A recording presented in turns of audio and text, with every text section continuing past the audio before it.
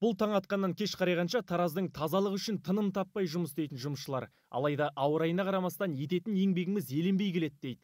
Уақытылы алмайтын айлықты айтпағанда соңғы 3 жыл бойы ешқандай әлеуметтік төлем төленбеді деп жыларман. Бәріміз ешқайсымыз жоқ жұмысшылар бензині фонд. 3 жылдан бері ит болып ізінен жүгіріп жатырмын мен. Қашан басаң арестте тұр, қашан басаң арестте тұр дейді. Неменеге келе бересінде жетісіп қайта біз еккеннен отырған жоқпыз ғой, түсіреміз ғой дейді. Бізге шұғыл түрде керек болғаннан кейін барамыз біз. Жағдайлары жасалмаған жұмысшылардың тіпті қажетті құрал жабдықтары да түгел емес көрінеді. Білдей бір мекеме спыртқының өзін сатып әпере алмай отыр дейді. Амалдары таусылып, оның өзін қолдан жасап алады екен. Жусан жинағамыз, жусанмен сыпырып жатырық. Ол жусанды сыпырғанда басы түседі бәрібір. Оны көреді, тазалық жоқ.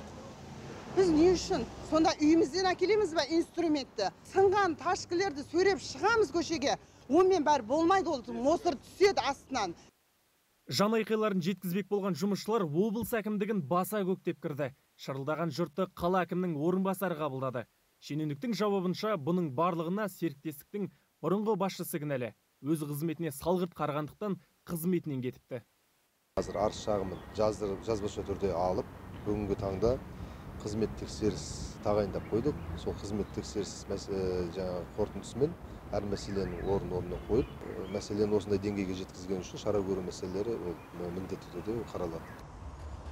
Мәселені назарға алған әкімдік енді жасыл ел жұмысшылардың жағдайын жан-жақты қарастырамыз деп отыр. Қазір тексеріс жұмыстары басталып кетті. Ал кеткен кем-кетікті түзету үшін қазір қызметке жаңа басшы тағайындалған. Айта кетейік, жасыл ел Тараз жауапкершілігі шектеулі серіктестігінде қазір 700-ге жуық адам жұмыс істейді.